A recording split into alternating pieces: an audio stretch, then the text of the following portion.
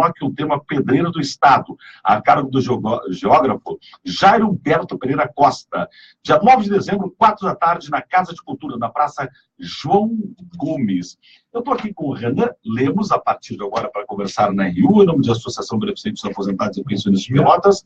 E, bom dia. Bom dia. Eu sou na Barroso 1582, consulta 0800 006 5229, saúde maior 20 anos, plano de saúde com o Hospital Próprio da Beneficência Portuguesa, 3025 25 55. Café Aquários para um bom café. Pelotas se encontra aqui com o bom dia do Renan. Já quero saber que ações são essas que acontecem. Ele é voluntário, núcleo de ações afirmativas e diversidade da Universidade Federal de Pelotas. Renan, com o teu bom dia, eu quero saber que ações são essas, como é que funciona o núcleo, Renan? Bom, então, como figura pública na internet, eu trabalho como Renan, eu sempre produzi conteúdo desde os 11 anos, conteúdo online, de espécie de tirar fotografia, de, sei lá, trabalhar com Instagram, Twitter, médio, com escrever e tal. E, então, eu acabei voluntariando no Núcleo de Ações Afirmativas como universitário. Eu comecei, então, no Núcleo de Ações Afirmativas, na verdade, eu comecei no Grupo Design Escola e Arte, e aí, com a nova gestão do Pedrinho agora na UFPEL, eu acabei voluntariando no Núcleo de Ações Afirmativas. E lá no Núcleo de Ações Afirmativas eu ajudo nessa parte de mídia, e então essa parte de figura pessoal, de gestão de figura pessoal, tanto da Rosemar Gomes Lemos, e mais de todo o apoio que eles precisam, sou eu que apoio. Então, nessas saídas, por exemplo, do Grupo Viagem ao Futuro, que a gente foi ao Lincão hoje, lá em Piratini, sábado.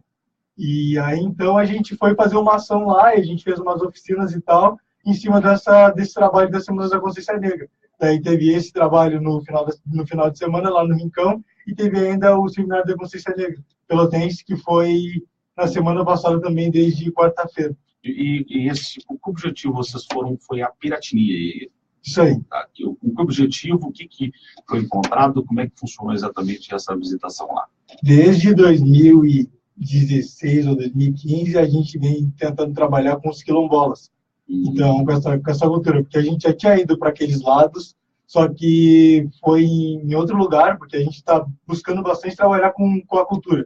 Certo. E então, como é que eu posso dizer? O pessoal daqui da cidade acaba conhecendo a cultura deles um pouco e eles acabam nos conhecendo. E assim a gente faz meio que uma fusão cultural. O que você encontraram lá nessa situação em relação a como vivem os quilombolas hoje? Bom, a gente foi para tu registrar, na verdade, o que tu conseguiu registrar dessa visitação lá? Que eles são muito unidos, que apesar quando eles fazem alguma ação, eles realmente ficam no coletivo, eles realmente se abraçam para fazer alguma coisa quando é em prol de um motivo que todos gostam. Eles são muito organizados também, nos receberam muito bem e, enfim, foi muito legal de trabalhar lá, de poder fazer essa ação com o Grupo Design Escola e Arte agora no final de semana. E o núcleo funciona quando a gente fala em ações afirmativas e diversidade. Como funciona? Bom, que proposta ele tem? Na verdade, tem essa questão, a gente fala das ações afirmativas, diversidade, tem uma questão que envolve ações de recuperação para ultrapassar preconceitos, tabus. Como é que funciona, Renan? Então, o Núcleo de Ações Afirmativas e Diversidade da UFPEL tem o objetivo de não melhorar e aumentar a representatividade do negro simultaneamente na universidade. E como a gente faz isso? O processo, por exemplo, das cotas do negro, das categorias L1, L2 e tal, acaba entrando em simultâneo com esses eventos. Ou seja, por exemplo, o negro é aprovado para entrar na universidade, às vezes outras pessoas roubam as vagas deles. Então, por exemplo, a gente acaba, como é que eu posso dizer, fazendo desse processo uma peneira para que não aconteça nada de ruim, para que nenhum documento se desorganize e tal. E, por exemplo, como isso se torna um processo mais organizado, por exemplo, os negros conseguem entrar na universidade, assim a gente aumenta como é que eu posso dizer, valoriza mais a figura do negro culturalmente, historicamente, não sei se dá para entender da ligação das cotas, através desses eventos.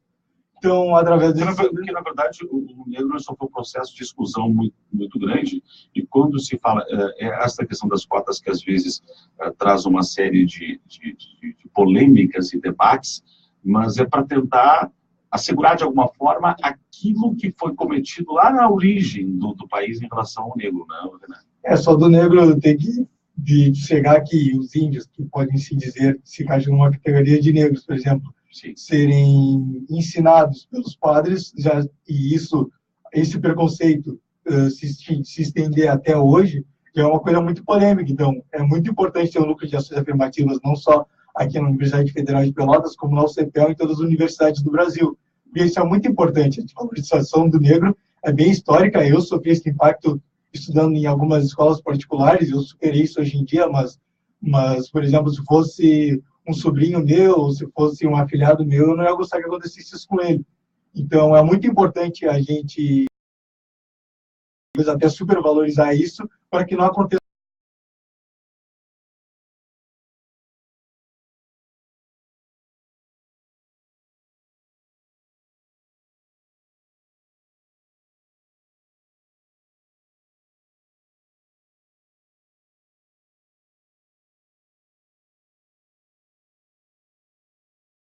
São coisas que eu sofri quando eu era pequeno, então meio que minha mãe me ajudou muito nisso, nessa parte, e hoje em dia eu superei isso. Houve uma relação diferente contigo em relação a outros colegas? Isso sim, mas, por exemplo, era muito difícil de eu, por exemplo, socializar com alguns colegas, mas eu não sei se era por parte do preconceito ou mais psicológico. Eu acho que o preconceito acabou, por exemplo, impactando no meu psicológico a ponto de ir para um psicólogo ou para um psicoterapeuta para eu conseguir tratar isso direitinho e tal. Mas é um passado que é passado, eu acabei superando isso, e hoje em dia eu meio que curto falar isso, porque a gente tem que ajudar quem tem mais dificuldade. Então, quando a gente passa por cima de um obstáculo, ele acaba... Tu sofreu discriminação?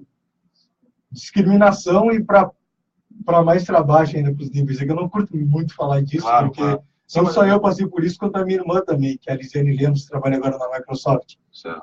Mas... A gente fala muito mais, não é nem para fazer com que o Renan se torne daqui a pouco uma imagem que vitimizar o Renan, não. É para, na verdade, a gente, numa semana que se conclui, mas eu no mês da consciência negra, e por uma sociedade que diz que não é preconceituosa, e na verdade isso é uma tremenda hipocrisia, né? Porque a gente vê isso na questão de gênero, racial, se sente no dia a dia ainda essa diferença, mesmo que tenha se avançado em alguns aspectos, né?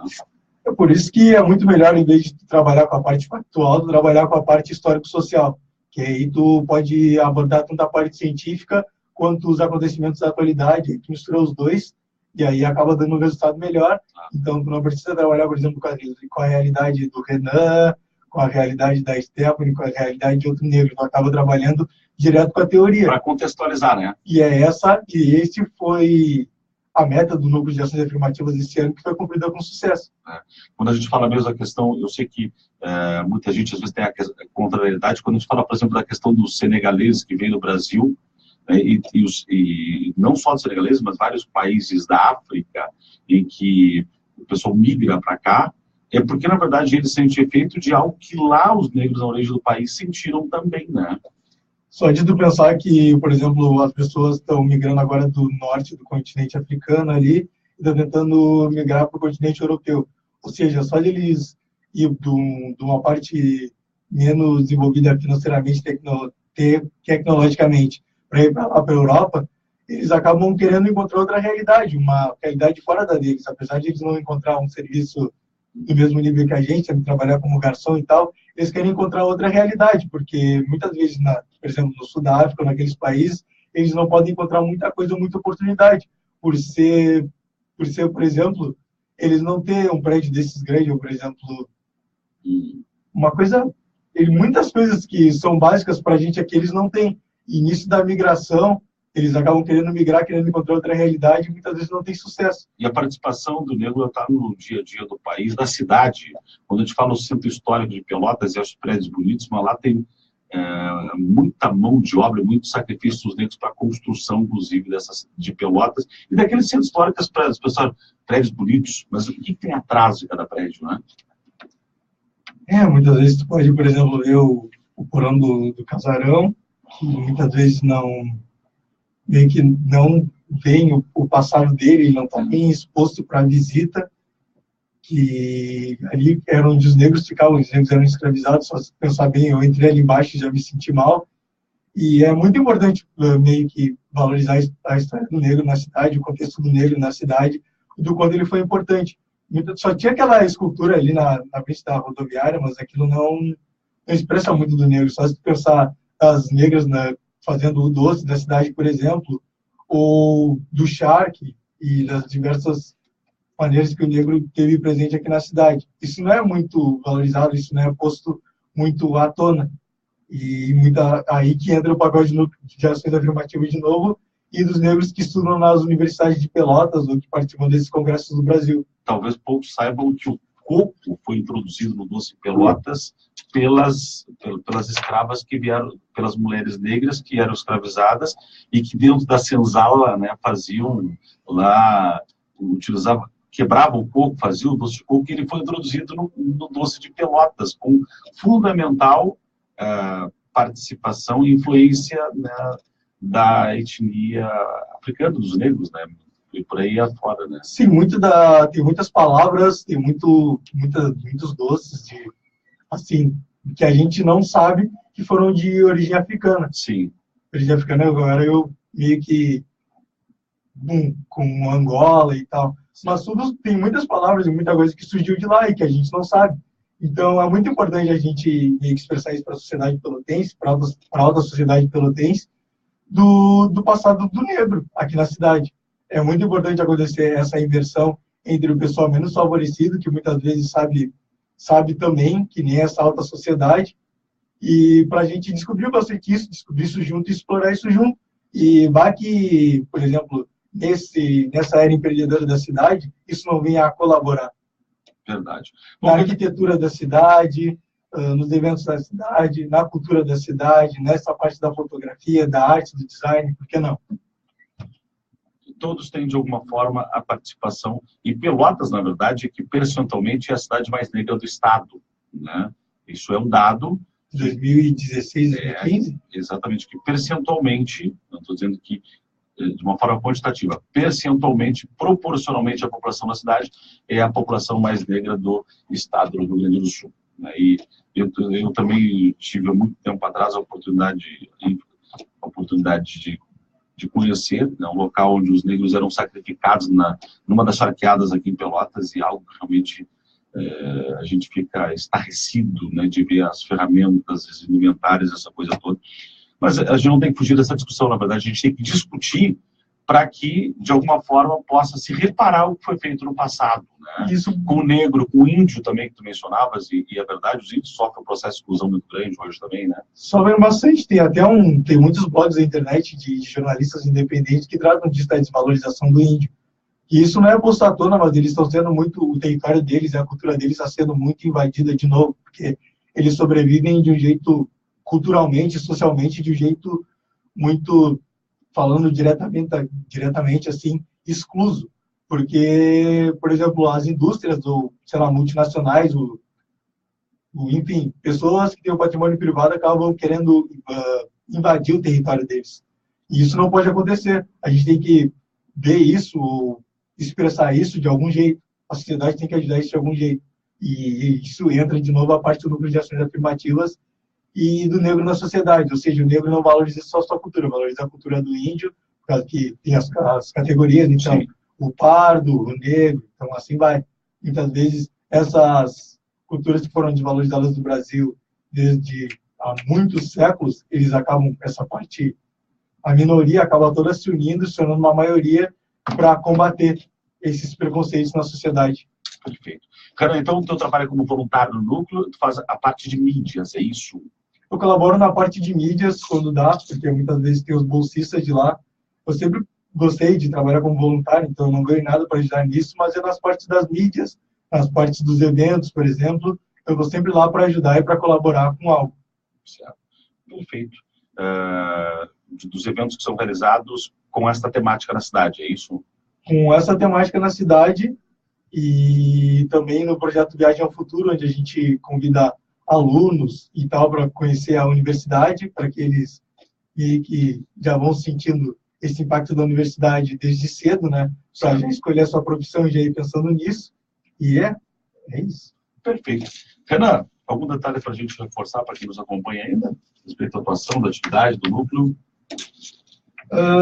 Bom, eu só tenho a agradecer meio que pelo pessoal do núcleo que ajuda bastante, que valoriza a cultura negra, valoriza a cultura preta do Brasil e no Rio Grande do Sul, e que a gente siga junto nessa batalha e que o negro seja mais valorizado e que essa cultura do negro se expanda aqui na cidade, que a gente possa fazer muitas e muitas ações, que essa gestão da UFPEL agora, junto com esse impacto do núcleo, que siga acontecendo através de outras pessoas, em veículo de outras pessoas, para que isso continue.